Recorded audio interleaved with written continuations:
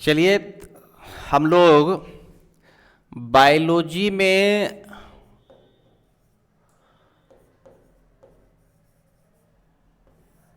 एक टॉपिक है जीवों का वर्गीकरण। जीवों का वर्गीकरण, क्लासिफिकेशन ऑफ लिविंग थिंग्स। ठीक है, यहां पर देखिए प्रश्न क्या पूछा जाएगा, एग्जाम के व्यू से हम लोग काम कर रहे हैं। अब देखिए जीवधारियों का वर्गीकरण में सबसे पहले जीव का जो वर्गीकरण किया गया था, तो सिंपल याद रखना है कि ये किया गया था अरस्तु के द्वारा किया गया था। अरस्तु एक दार्शनिक थे जीव विज्ञान से रिलेटेड। अब यहां पर ध्यान रखना है कि मॉडर्न क्लासिफिकेशन जो दिया गया था, जीवों का जो आधुनिक वर्गीकरण दिया गया था, वो दिया गया था एक वैज्ञानिक थे R.H. व्हिटेकर थे। R.H. व्हिटेकर के द्वारा दिया गया था। तो इन्होंने संसार के समस्त जीवों को 5 भागों में बांटा। एक है मोनेरा ग्रुप, दूसरा है प्रोटिस्टा ग्रुप, तीसरा है कवक जिसको फंगी कहते हैं, चौथा है प्लांटी और पांचवा है एनामेलिया। ठीक है, मोनेरा, प्रोटिस्टा, प्लांटी, एनामेलिया। जीव को, पूरे जीव जगत को 5 भागों में बांटा गया। ये दिमाग में आपको रखना है। अब देखिए पांचों जीव का कैरेक्टर क्या है। तो ये जीव जो है सिंपल याद रखिएगा, यूनिसेलुलर होता है, एक कोशिकीय होता है, एक कोशिकीय। उसके बाद ये जीव भी होगा एक कोशिकीय यूनिसेलुलर। ये जीव होगा मल्टीसेलुलर, सिंपल याद रखिएगा। ये भी होगा मल्टीसेलुलर, ये भी होगा मल्टीसेलुलर, यानी बहुकोशिकीय होगा। थोड़ा आवाज कम करेंगे। हाँ, यूनिसेलुलर, मल्टीसेलुलर। देखिए पूरे जीव को 5 भाग में बांटा गया। Monera group, protista, fungi, Plantae और एनामेलिया। यूनिसेलुलर और ये तीनों मल्टीसेलुलर है। अब बात समझिए कि मोनेरा में आता क्या है। जैसे एग्जाम्पल फॉर हम लोग SC लेते हैं, SC कैटेगरी है, ST कैटेगरी है, OBC है, EBC है, जनरल है। अब जनरल में सिर्फ एक कास्ट तो आता नहीं है, जनरल में बहुत सारे कास्ट को मिलाया गया तब जनरल का निर्माण हो गया। OBC में बहुत सारे कास्ट को मिलाया गया तो OBC बना। तो उसी तरह मोनेरा जो है, संसार में 5 ग्रुप है, तो मोनेरा में कौन जीव आएगा? तो याद रखिएगा मोनेरा में ऑल बैक्टीरिया, याद रखिएगा ऑल बैक्टीरिया, जितना भी जीवाणु है वो सारा याद रखिएगा वो किस में आता है? मोनेरा में आता है। उसके बाद एक आता है साइनोबैक्टीरिया। साइनोबैक्टीरिया को कहते हैं नील हरित शैवाल कहा जाता है, ये भी इसी में आता है। आप पढ़ते होंगे माइकोप्लाज्मा। ठीक है, उसके बाद एक आता है आर्की बैक्टीरिया आता है। ये सब याद रखिएगा, ये सब जीव जो है ये आता किसमें है? ये सब आता है मोनेरा में। तो देखिए बैक्टीरिया में कोई भी बैक्टीरिया आपसे पूछा जाएगा, टाइफाइड का बैक्टीरिया, हैजा का बैक्टीरिया, प्लेग का बैक्टीरिया, टेटनस का बैक्टीरिया, या फिर कुछ लाभदायक बैक्टीरिया हैं जैसे राइजोबियम होता है, दलहनी पौधे के जड़ के गांठ में राइजोबियम पाया जाता है, तो ये बैक्टीरिया पूछेगा। लैक्टोबैसिलस पूछा जाएगा। ये सारे बैक्टीरिया याद रखिएगा मोनेरा ग्रुप में आता है। किस में आता है? मोनेरा ग्रुप में। तो बैक्टीरिया हो गया, साइनोबैक्टीरिया जिसको नीलहरित शैवाल कहते हैं, माइकोप्लाज्मा, आर्की बैक्टीरिया, ये सब किस में आता है? इसमें आता है। अब एक चीज याद रखिएगा, एक कोशिकीय होता है, और साथ साथ याद रखिएगा कि ये होता है प्रोकैरियोट होता है, प्रोकैरियोटिक होता है। अब आप कहिएगा कि प्रोकैरियोटिक क्या होता है, तो सिंपल बात समझना है।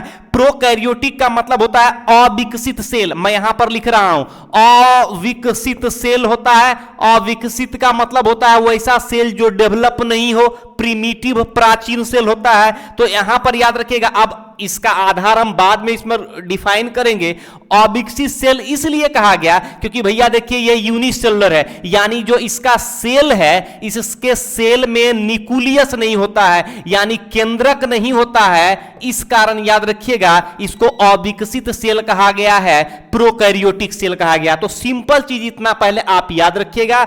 दूसरा याद रखिएगा एक कोशिकीय होता है, लेकिन ये होता है यूकैरियोटिक। यूकैरियोटिक होता है और ये यूकैरियोटिक का मतलब होता है कि इसके सेल में जो होता है न्यूक्लियस जो होता है यानी केंद्रक जो होता है ये मौजूद होता है, यानी प्रेजेंट होता है। ये दिमाग में रखना है, इसलिए इसको यूकैरियोटिक कहते हैं। अब इसमें जीव कौन होता है याद रखिएगा। देखिए इसमें अमीबा है, अमीबा नाम सुने होंगे, पैरामीशियम, मोटा मोटी नाम आपको याद रखना है, पैरामीशियम, यूग्लिना, यूग्लिना, इसी के अंदर अमीबा का एक प्रोटोजोआ याद रखना है आपको, नाम सिर्फ याद रखना है। तो ये सब अगर आपको पूछा जाएगा, डायएटम नाम सुने होंगे, डायएटम, अमीबा, पैरामीशियम, यूग्लिना, प्रोटोजोआ, डायएटम, ये सारा जीव अगर पूछा जाएगा किस ग्रुप में है तो याद रखिएगा ये सभी प्रोटिस्ट के उदाहरण है। अब देखिए सिंपल आपको दिमाग में रखना है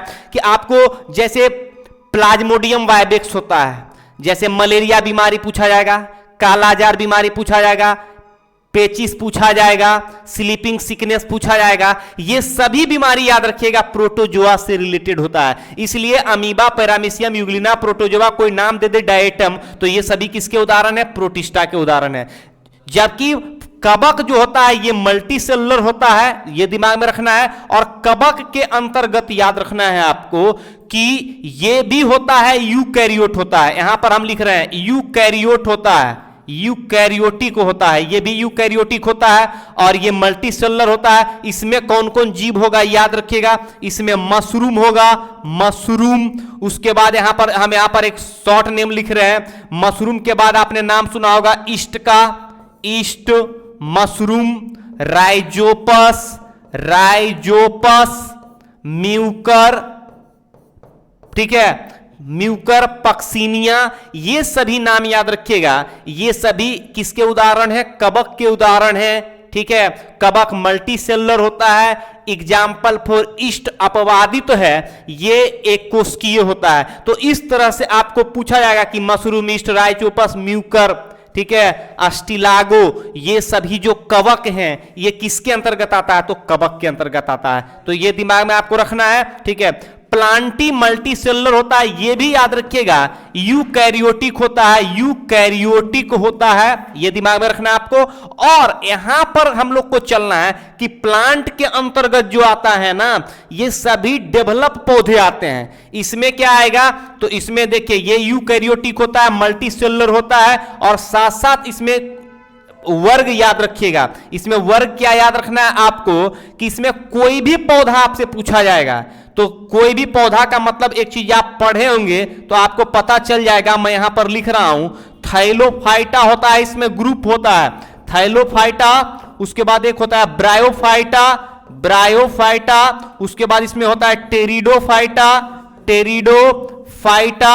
उसके बाद इसमें होता है जिम्नोस्पर्म, जिम्नोस्पर्म।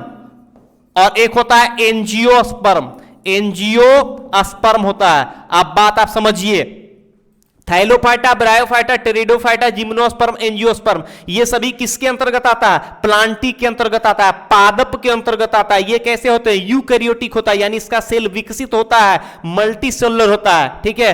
अब यहां पर याद रखना है कि इसमें संसार में जितना पेड़ पौधा आप देख रहे हैं सब किसके ग्रुप में आएगा? प्लांटी के अंतर्गत आएगा। इसका सबसे बड़ा कैरेक्टर क्या है? ये प्रकाश संश्लेषी होता है, खाना खुद से बनाता है। इसलिए जब खाना खुद से बनाएगा तो उस दिमाग में पता चल गया कि खाना खुद से बनाने वाला एकमात्र ग्रुप इसमें कौन माना जा रहा है? प्लांटी, जिसको पादप कहते हैं। और संसार में जितना भी आप देखते हैं अपने पर्यावरण में पेड़ पौधे देखते हैं, ये सभी प्लांटी के अंतर्गत आता है। लास्ट हमारा एक ग्रुप है जिसका नाम है एनामेलिया। एनामेलिया याद रखिएगा, इसमें एनिमल आता है। तो देखिए हम लोग मनुष्य प्राणी हैं, हम लोग भी एनिमल के अंतर्गत ही आते हैं, ठीक है। अब इसमें आप क्या कहिएगा, तो सिंपल बात समझिए, एनिमल के अंतर्गत जो है इसमें दो तरह का जीव आता है, एक आता है वर्टिब्रेट आता है और दूसरा आता है इनवर्टिब्रेट आता है। अब वर्टिब्रेट इनवर्टिब्रेट क्या होता है ये समझिए। वर्टिब्रेट कहते हैं कि जिसमें रीढ़ की हड्डी पाई जाती हो, ठीक है, रीढ़ की हड्डी पाई जाती है यानी हड्डियां पाई जाती है। और कुछ ऐसे संसार में जीव हैं जिसमें हड्डियां नहीं पाई जाती है, रीढ़ की हड्डियां नहीं पाई जाती है, वैसे जीव को क्या कहते हैं, इनवर्टिब्रेट कहते हैं। याद रखना है आपको। तो एनिमल में दो तरह का जीव होता है, एक वर्टिब्रेट और दूसरा इनवर्टिब्रेट। एक को कशेरुकी कहते हैं, दूसरे को अकशेरुकी कहते हैं, यानी एक के शरीर में हड्डी होता है, एक के शरीर में हड्डी नहीं होता है। अब आप कहिएगा कि किसके शरीर में हड्डी होता है, किसके शरीर में हड्डी नहीं होता है। तो देखिए स्तनधारी जितने भी संसार में मैमल्स होते हैं वो सारे वर्टिब्रेट होते हैं, उनके शरीर में हड्डियां पाई जाती है। जितने भी रेप्टाइल्स होते हैं, अब कहिएगा रेप्टाइल्स क्या होता है, तो जितने भी रेंगने वाले जीव होते हैं, जैसे कछुआ है, मगरमच्छ है, घड़ियाल है, सांप है, ये सभी रेंग कर चलता है, ये भी वर्टिब्रेट होते हैं। जबकि कुछ उभयचर प्राणी होते हैं वो भी वर्टिब्रेट होते हैं। कुछ फिश के अंतर्गत आते हैं, मछली के अंतर्गत आता है, ये भी वर्टिब्रेट होता है क्योंकि उसमें भी कांटा पाया जाता है। अब आप कहेंगे कि ये सब तो वर्टिब्रेट है क्योंकि इसमें हड्डियां पाई जाती है, लेकिन कुछ ऐसे जीव हैं, कुछ ऐसे जीव हैं जिसमें हड्डियां नहीं पाई जाती है। तो आप बताएंगे किसमें, तो आर्थ्रोपोडा जो संघ है, फाइलम जो आर्थ्रोपोडा है, उसमें याद रखिएगा जितने भी कीड़े मकोड़े होते हैं, जितने भी तितलियां होते हैं, उसमें हड्डियां नहीं पाई जाती है।